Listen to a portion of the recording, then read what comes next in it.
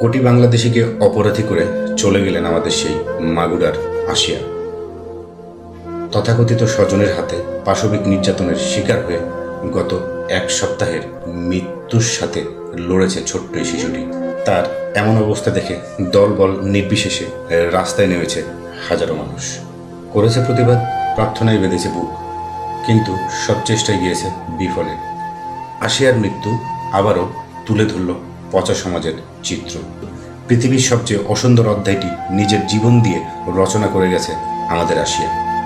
ফুলের মতো আশিয়া সবার চোখের মধ্যমণি হয়ে উঠেছিল এই কদিনে। পুরো বাংলাদেশ যেন আপনজন হয়ে উঠেছিল আশিয়ার। যে বয়সে সুন্দর পৃথিবীর স্বাদ নেওয়ার কথা, সেই বয়সে মানুষরূপী পিশাচের আক্রমণে ক্ষতবিখ্যাত হয় ছোট্ট একটা শরীর, স্নেহ মমতার ছোট্ট শরীর। কি যে কষ্টে ছটপট করছিল ছোট্ট আশিয়া। গোটা বাংলাদেশের কণ্ঠ জুড়ে আশিয়াকে সাথে নিয়ে প্রতিবাদ করার মিছিলে যাবার অপেক্ষা।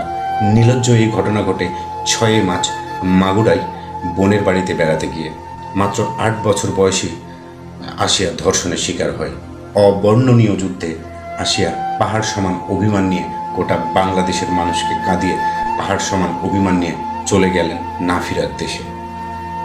অচেতন অবস্থায় মাগুরা থেকে ঢাকা মেডিকেলের আইসিইউতে এনে ভর্তি করা হয় ছোট্ট আশিয়াকে।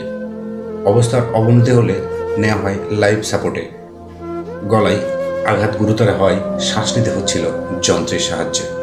ছোট্ট আশিয়াকে বোনের স্বামীর সহযোগিতায় ছোট্ট আশিয়াকে ধর্ষণ করে বোনের শ্বশুর। আশিয়ার মা 8 মার্চ 4 জনের বিরুদ্ধে ধর্ষণ ও হত্যা মামলা করে। গ্রেপ্তার হয় 4 জনই। ধর্ষণের নামে আন্দোলনে মাঠে নামে বিভিন্ন সংগঠন। প্রতিবাদ সমাবেশ, সড়ক অবরোধ সহ নানা কর্মসূচিতে উত্তাল থাকে ঢাকা বিশ্ববিদ্যালয়, শাহবাগ সহ সারা দেশ। ধর্ষকের সর্বোচ্চ শাস্তি, ফাঁসির দাবি সহ সোচ্চার সকল নাগরিক। এর মধ্যে আশিয়াকে উন্নত চিকিৎসার জন্য নেওয়া হয়েছিল সম্মিলিত সামরিক হাসপাতালে, কিন্তু চিকিৎসকের আপ্রাণ চেষ্টায় সাড়া দেয়নি আমাদের আশিয়া।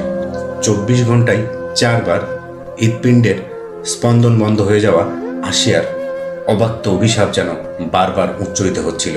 কোটি মানুষের ফরিয়াদকে পেছনে ফেলে আধা ফোঁটা আশিয়া ঝরে গেল। ঘুণে ধরা সমাজের কাছে রেখে যায় কিছু প্রশ্ন, আর রাষ্ট্রের কাছে নাই বিচারের আর্জি।